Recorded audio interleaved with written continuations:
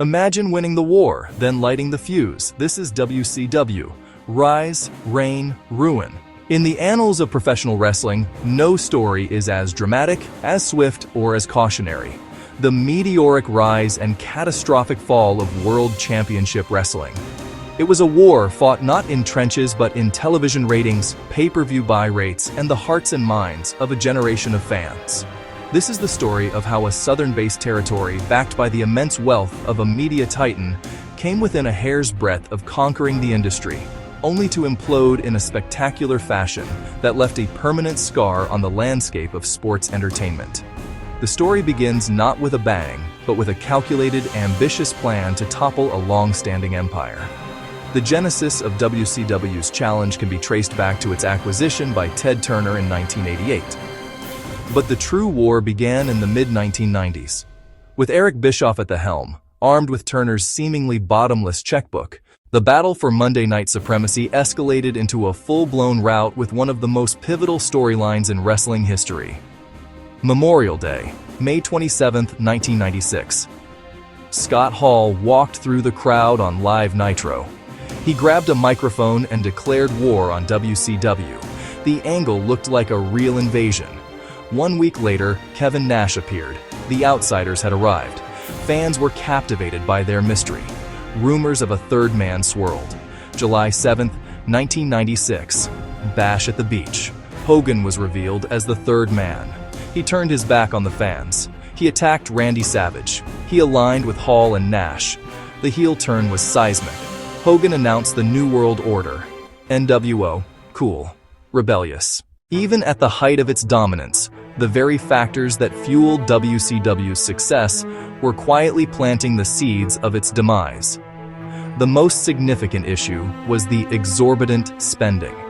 In the rush to defeat WWE, Eric Bischoff handed out massive, multi-year, guaranteed contracts to a vast array of talent, lucrative perks, limited work dates, and most damagingly, creative control clauses for top-tier stars like Hogan and Nash.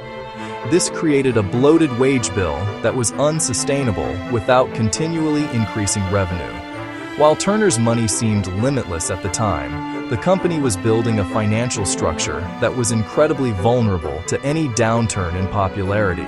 The creative control wielded by the top stars began to strangle the product.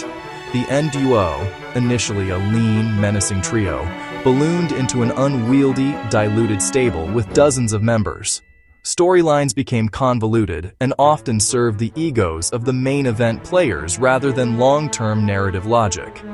Promising homegrown talents like Diamond Dallas Page and especially Goldberg, the locker room became deeply factionalized and tense. Another critical error was the mishandling of Goldberg.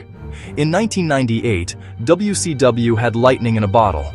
Bill Goldberg, with his unparalleled intensity and a massively popular undefeated streak, became the company's biggest homegrown superstar. He was the perfect foil for the NWO. However, instead of building to a massive pay-per-view main event for his first world title win, WCW gave the moment away for free on an episode of Nitro in July 1998 to pop a rating.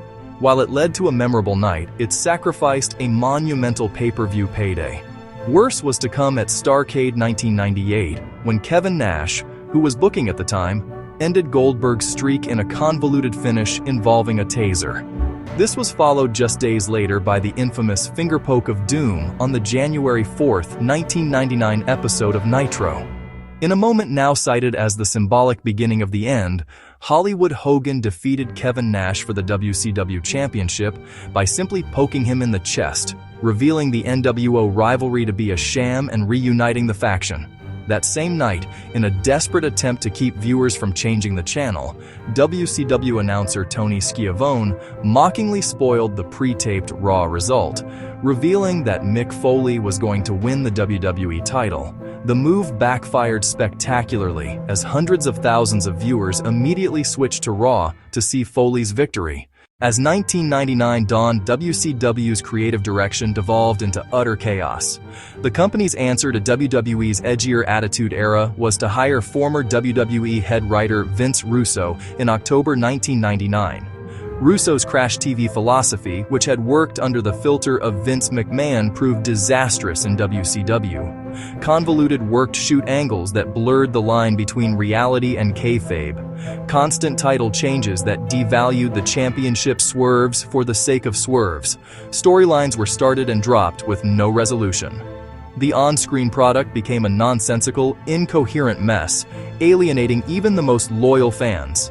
The financial hemorrhaging, once a background concern, now became a critical emergency. Ratings plummeted, pay-per-view buy rates fell off a cliff. Live event attendance dwindled, and merchandise sales, once a massive revenue stream, dried up. The guaranteed contracts that seemed manageable during the boom years now became an anchor, dragging the company's finances deep into the red. In 2000 alone, WCW reportedly lost over $60 million. The company was a sinking ship, and the corporate higher-ups at Turner Broadcasting, who were now dealing with the fallout from the 1996 merger with Time Warner, were losing their patience. The corporate landscape proved to be the final nail in the coffin. The merger between Time Warner and America Online in 2000 created a new corporate culture that had no place for the perceived lowbrow, money-losing world of professional wrestling. Key executives who had once championed WCW, like Ted Turner himself, were sidelined. The new leadership, led by executives like Jamie Kellner, head of Turner Broadcasting, viewed wrestling with disdain and saw it as a stain on the network's image. They were not interested in turning the company around. They were interested in getting it off their books. In a desperate last-ditch effort, Eric Bischoff attempted to put together a group to purchase WCW in early 2001. His plan was to relaunch the company and secure a new television deal. However, the plan was entirely dependent on retaining a television slot on the Turner networks. In a fateful decision, Jamie Kellner canceled all WCW programming from TNT and TBS, effectively killing Bischoff's purchase.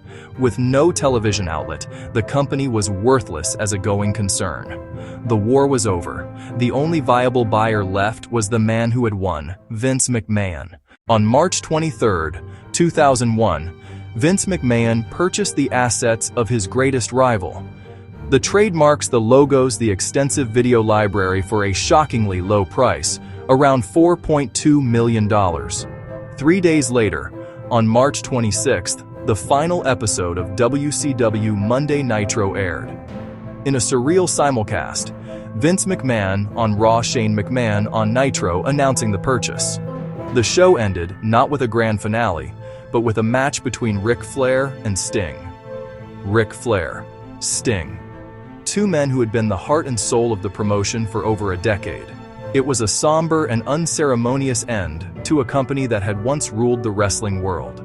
The legacy of WCW is complex. Its rise and fall became a cautionary tale, and its impact will never be forgotten.